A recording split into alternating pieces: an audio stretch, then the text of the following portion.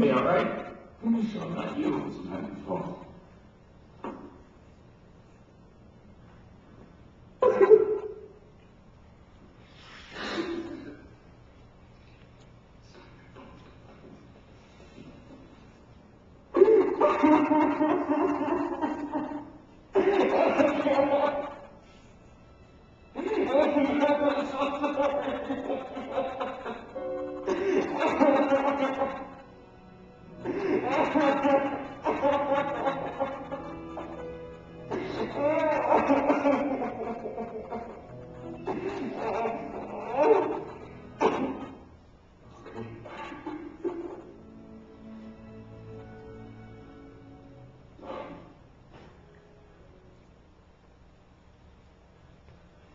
Didn't there have to be a touch in that scene?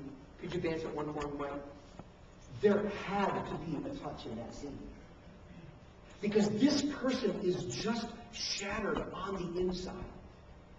And for the Robin Williams character, it's not your fault. Just understand that was insufficient. Somehow there had to be human contact. There had to be touch. Because you know what touch really says? Touch says, I accept you. Touch says, you're not unclean.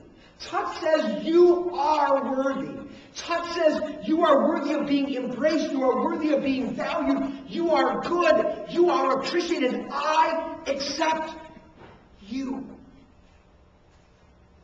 Isn't that what touch can say?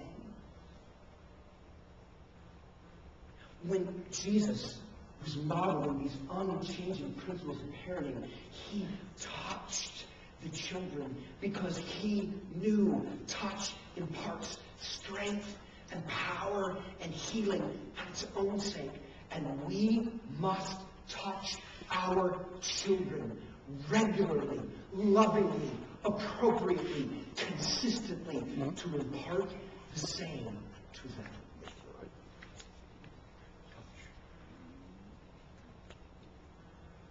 Here's a second unchanging principle that we find from Jesus' episode with children, and that is spending significant time. Isn't it interesting that these parents wanted to bring their kids to Jesus so Jesus would touch them? But when the disciples saw them doing this, the disciples went to the parents and rebuked them.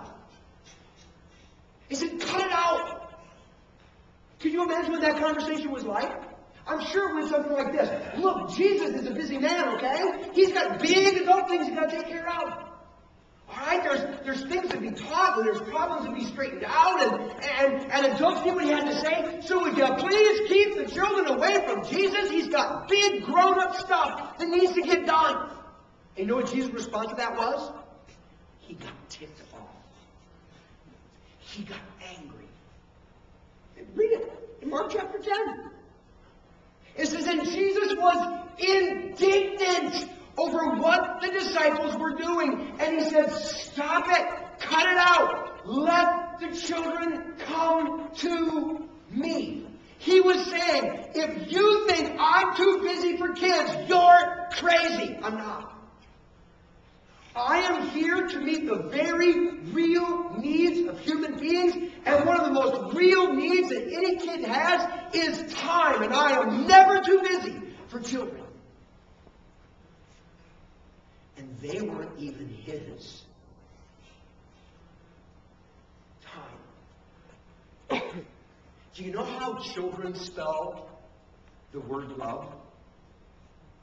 T-I-M-E.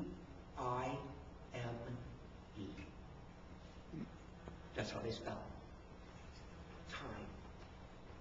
Spending time with them. Doing stuff with them. And I mean a whole lot more than watching them do something. I mean doing something with them. Spending time actually interacting with your children. They spell love T-I-M-E. Time. Do we have any NASCAR fans in the room? If you're a NASCAR fan, would you raise your hand? Anybody? NASCAR fan? Oh. You know what NASCAR is? Okay.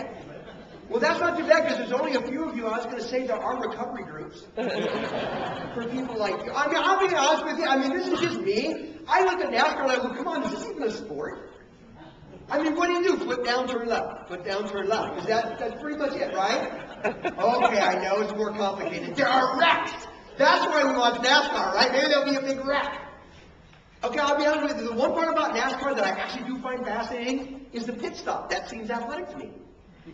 These cars come flying into the pit lane, right? And they pull into their pit. And in like 12 to 15 seconds, what do? They change 4 tires. They fill the car up with gas. They clean the windshield. They adjust the chassis. The driver is given a Happy Meal, which he consumes entirely in 12 to 15 seconds. And then the car's off and running again in like 12 to 15 seconds. That's insane.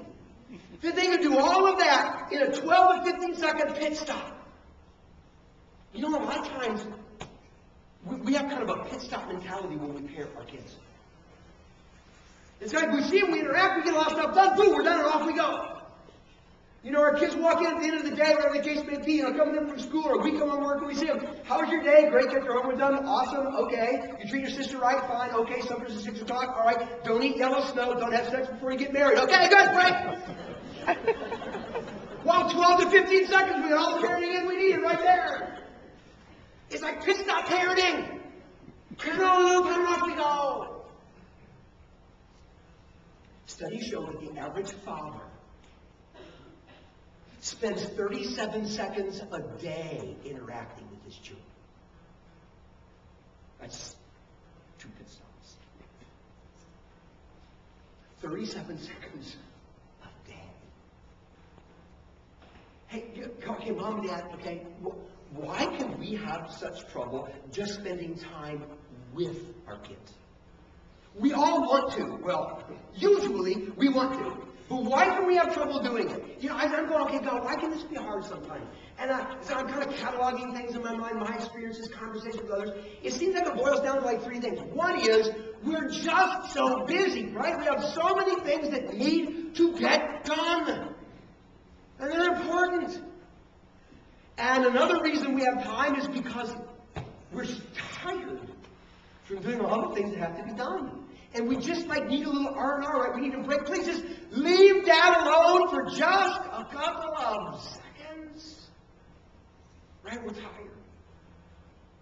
And then sometimes it's hard because their world can be so trivial. What's a 6-year-old have to worry about? What are their problems? You know what I'm saying? And there's a big deal this and a big deal that. It's like, look at that going, come on. And that's true when they're 6, that's true when they're 12, that's true when they're 16 sometimes. It's just like, you know, come on, this is basically your true stuff. I care about you, but you know, there are so many more important things that are out there. Of course, to them in their world, at their stage of maturity, it's just as big as the stuff we deal with. But, you know, from our perspective, we can too easily look at it and go, oh, it's not that big of a deal. Come on. Snap out of it, don't do that. Whatever. And these are just realities. We are busy. We have responsibilities that gotta get done. We're just tired, right? And we just need time to recharge. And it's always like inconvenient. And sometimes we look at the things they do and it's like, it's not that big of a deal. And because of these reasons, we can be stymied from actually spending time with, interacting with, doing things with our children. How do we overcome those things? Because they're real, they're going to be there. How do we overcome them to actually spend time with them? And could it be just this simple? It all comes down to perspective. That's it. We are either going to be short-sighted or long-sighted, far-sighted. One of the two.